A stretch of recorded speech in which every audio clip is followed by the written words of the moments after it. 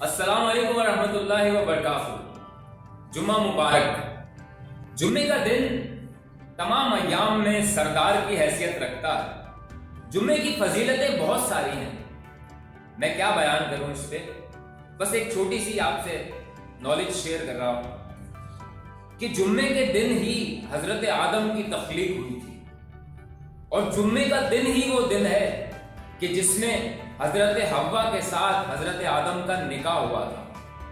جمعے کا دن بڑی خوشیوں بھرا دن ہے، اور آدم علیہ السلام نے حضرت حوا کو جو حق مہر ادا کیا ہے، تو آپ دونوں نے مل کر آقا علیہ الصلوۃ والسلام پر درود پاک پڑھا۔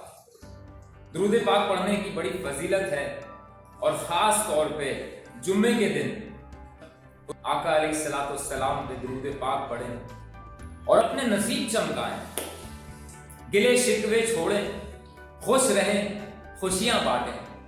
اگر کسی نے دل دکھایا ہے، معاف کریں، دل صاف کریں۔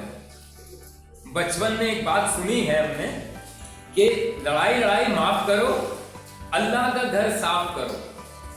آج اس کا مطلب سمجھ آتا ہے کہ اللہ کا گھر یہ دل ہے، تو اس کو صاف کرو۔